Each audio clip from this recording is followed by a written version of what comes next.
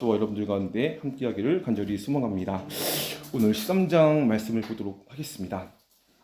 사도행전 13장 말씀을 우리가 읽은 말씀을 요약하자면 안디옥 교회는 성령의 명령에 따라서 바나바와 바울을 선교사로 파송을 합니다. 이 둘은 성령이 인도하시는 대로 배를 타고 키프루스 섬에 가서 바보라는 지옥의 총독 서기오 바울에게 복음을 전하게 됩니다. 근데 여기서 이 키프로스라는 섬은 지중해 동부에 있는 지중해에서 세 번째로 큰 섬이 바로 이 키프로스라는 섬입니다. 이 섬의 면적은 제주도의 총 면적보다 대략 4배 이상 큰 면적인 무려 9,251km의 면적이 된 섬으로 알려져 있습니다. 오늘날 경기도의 총 면적이 1171km라고 할 때 그의 버금가는 큰 섬이 바로 오늘 본문에서 파송받은 바나바와 바울이 선교사로 파송된 키프로스 섬이라고 볼 수가 있습니다. 근데 이 섬의 백성들은 이스라엘 백성들처럼 과거에 이집트와 아시리아 그리고 페르시아에 정복되어서 그들의 지배를 받기도 하였습니다. 이후 키프로스 섬 사람들은 알렉산드로스의 대왕의 지배를 거쳐서 프톨레마이오스의 왕조의 지배를 받으며 이 그리스 문화인 헬레니즘의 영향을 받으며 살게 되었습니다. 그리고 그곳 사람들은 기원전 58년에는 로마의 병합이 되어서 삶을 살아가기도 하였습니다. 근데 여기서 중요한 것은 당시 키프로스 섬으로 파송된 바나바는 바로 이곳 섬의 출신 사람이었다는 것입니다. 그래서 사도행전 4장 33절에 보시면 바나바에 대해서 이렇게 설명을 하고 있습니다. 키프로스 태생으로 레위 사람인 사도들에게 바나바 곧 위로의 아들이라는 뜻의 별명을 받은 요셉이라고 하면서 바나바에 대해서 설명을 하고 있다는 것입니다. 결국 이 말은 오늘 본문에서 바나바와 바울이 파송받아 선교를 하러 간 이 키프로스라는 섬은 바나바의 고향이자 바나바가 너무나 잘 알고 있던 곳이자 익숙한 곳이었다는 것입니다. 다시 말해 성령님께서는 안디옥 교회에서 주님께 금식하며 예배하는 그들을 따로 세워서 그들이 있어서 복음을 전하는 데 있어서 최적화된 곳으로 인도를 하셨던 것입니다. 근데 여기서 조금만 더 나아가서 아까 키프로스 섬에 대해서 말씀드릴 때 기원전 58년경에 로마의 병합이 되었다고 말씀을 드렸습니다. 근데 여기서 로마의 병합이 되었다는 것은 그 섬 지역 사람들은 로마의 영향을 받으며 삶을 살아가고 있었던 것입니다. 그런데 이 키프로스 섬에 파송된 사람들 중에 로마의 영향을 받은 자가 과연 누구입니까? 바로 바울이었습니다.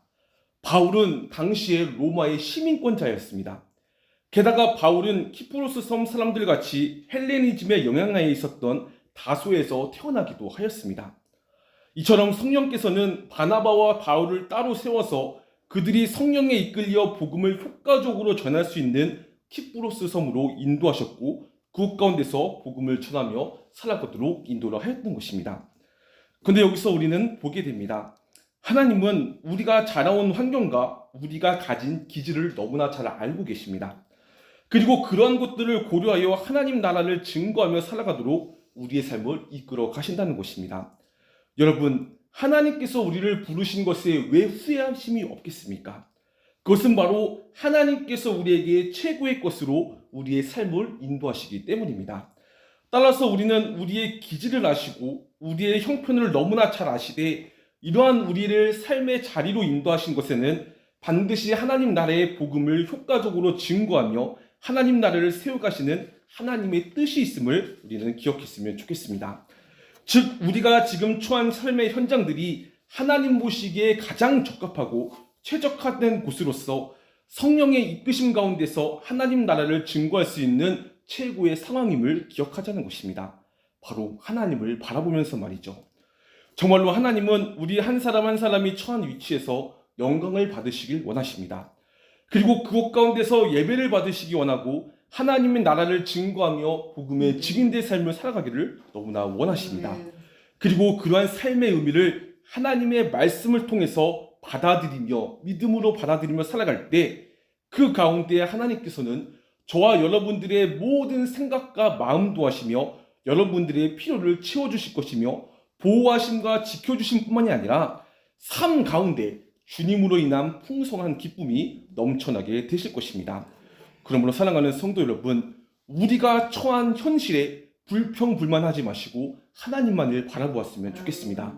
성령께서 바나바와 바울을 특별히 세워서 그들이 익히 알고 있는 복음을 증거할 수 있는 최적화된 곳으로 인도하신 것처럼 저와 여러분들의 삶의 자리도 성령께서 가장 좋은 곳으로 인도하신 곳임을 믿고 하나님께 감사하면서 복음의 증인된 삶을 살아가는 우리 모두가 되시기를 간절히 소망합니다. 말씀을 계속해서 보도록 하겠습니다. 이 바울과 이 바나바가 성령의 이끄심 가운데 키프로스 섬으로 갔습니다. 근데 4절에 보시면 이 바나바와 사울은 성령이 가라고 보내심으로 실루기아로 가서 키프로스로 건너갔다고 하는데 이후에 5절에 보시면 뭐라고 합니까? 살라마에 이르렀다고 합니다. 그들은 성령의 이끄심 가운데 키프로스를 지나서 그곳에 있는 동부 해안 마을인 살라미스로 향하였습니다. 그런데 이곳 살라미스라는 지역은 고대 그리스 시대부터 번성했던 도시국가로 알려진 지역이었습니다. 게다가 역사적으로 보면 기원전 450년경과 306년에 펼쳐진 살라미스 해전으로 아주 유명했던 곳이 바로 살라미스이자 동부 해안 마을이었습니다. 그러기에 그곳에는 사람들이 많이 거주하고 있었고 각종 문화들이 넘쳐나기도 하였습니다. 참고로 바나바와 바울뿐만 아니라 사도들이 복음을 전했던 곳을 살펴보자면 주로 사람들이 많이 모이는 곳들이자 회당에서 복음을 전했음을 알 수가 있습니다. 이처럼 바나바와 바울 역시도 오늘 본문에서 사람들이 많이 모인 살라미스로 가서 복음을 전하였습니다. 이후에 6절에 보시면 어떻게 합니까? 그들은 온 섬을 가로질러서 바보에 이르고 있습니다. 근데 이 당시의 바보라는 지역은 이 키프로스 섬의 완전히 서남쪽 끝자락에 있는 지역으로서 한때 이 키프로스 섬의 수도였던 곳이 바로 이 바보라는 지역이었습니다. 또한 이곳에는 그리스 헬레니즘의 영향으로 인해서 비너스 신전이라는 엄청난 우상 숭배가 했던 곳이 바로 이곳이었습니다. 결국 성령에 이끌려서 이 바나바와 바울은 키프로스 섬의 동쪽에 있던 살라미스에서 서쪽 남쪽에 있던 저 멀리 있던 바보로 향하여 있었던 곳이죠. 그곳에서 바나바와 바울은 그곳에서 거짓 예언자였던 바예수라는 거짓 유대인 마술사를 만나게 됩니다. 근데 이 마술사는 키프로스 섬의 총독으로 있던 서기오 바울을 늘 곁에 모시고 있던 사람이었습니다. 근데 여기서 이 서기오 바울이라는 사람은 말씀대로 총명한 사람이었고 지혜롭고 이해력 있고 현명한 사람이었습니다. 그래서 우리가 읽은 7절에 보시면 이 총독에 대해서 총명한 사람이었다고 말을 하고 있습니다.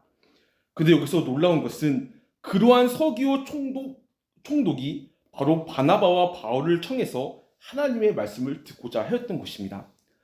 이는 결국 하나님께서는 하나님의 말씀에 관심을 갖는 자에게 적절한 기회와 사람을 통하여서 길을 열어주셔서 믿음을 갖고 구원을 얻게 하시는 역사를 이전에 그 빌립과 에디오피아 여왕 네시의 사건 이후에 다시금 서기오 바울 총독과 바나와 바울을 통하여 이루어지도록 은혜를 내려주셨던 것입니다.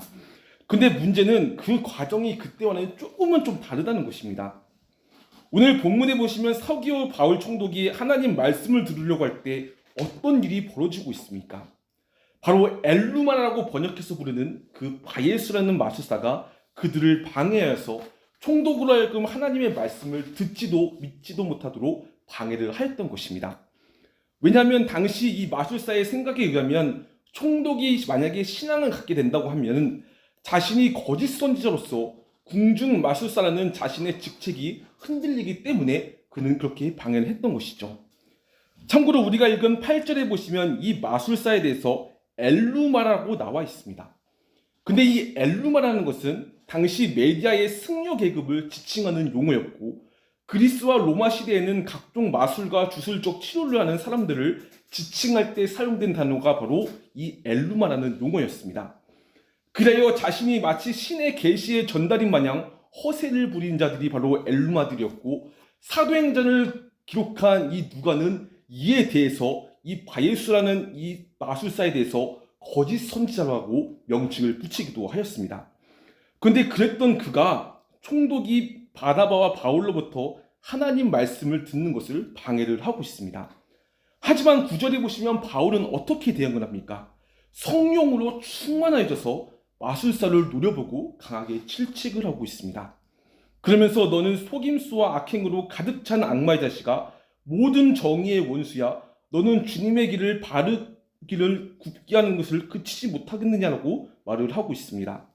또한 주님의 손이 너를 내려칠 것이니 눈이 멀어서 얼마 동안 햇빛을 보지 못할 것이라고 강력하게 선포를 하고 있습니다.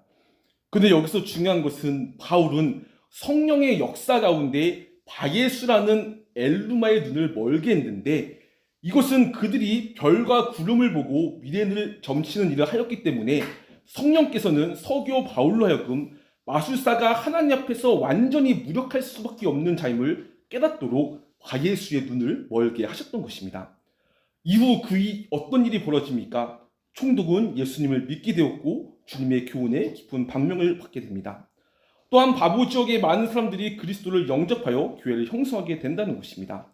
그렇습니다. 오늘 말씀을 통해서 하나님은 우리를 하나님의 자녀로서 예수님을 닮아가는 거룩한 자녀로 불러주신 것을 알 수가 있습니다.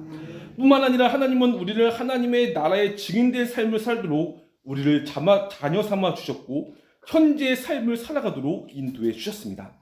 그리고 무엇보다도 하나님은 우리가 증인된 삶을 살아가도록 복음에 갈급해하는 자들을 다른 먼 곳이 아니라 우리 주변에 있도록 하셨다는 것입니다. 그래야 마치 서기오 바울 총독이 바나바와 바울을 만나 복음을 듣고 예수님을 믿은 것처럼 우리의 삶 가운데서도 하나님은 그러한 자들을 붙여주사 우리로 하여금 성령의 역사 가운데 한 영혼이 주님께 돌아오도록 은혜의 길을 열어주셨다는 것이죠. 물론 그런 가운데 사단의 방해는 있을 수가 있습니다. 하지만 사단의 방해를 면하신 하나님께서 이 사단의 모든 방해를 물리쳐 주시고 오히려 그러한 역사 가운데 하나님의 복음을 더욱더 확장시키며 나아가도록 인도하십니다.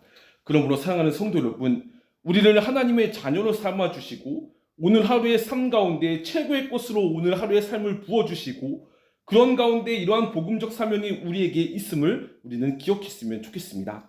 그래야 먼저 하나님께 기도하여 힘쓸 뿐만 아니라 주위에 예수님을 믿지 못하여 죽어가는 영혼들을 불쌍히 여기며 그들을 위해서 기도하며 삶으로 증거하며 살아가는 우리 모두가 되었으면 좋겠습니다.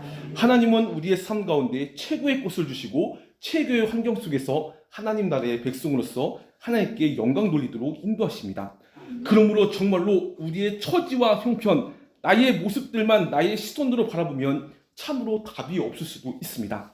하지만 오늘 말씀처럼 하나님의 말씀의 시선으로 하나님을 바라보며 우리의 시선을 바라보았으면 좋겠습니다. 먼저 그 나라와 의를 구하는 자에게 하나님께서는 채워주심의 역사도 일어나게 하실 것이기 때문입니다. 이러한 하나님의 은혜를 사모하며 기도하며 나아가는 오늘 우리 모두가 되기를 간절히 소망합니다. 기도하시겠습니다.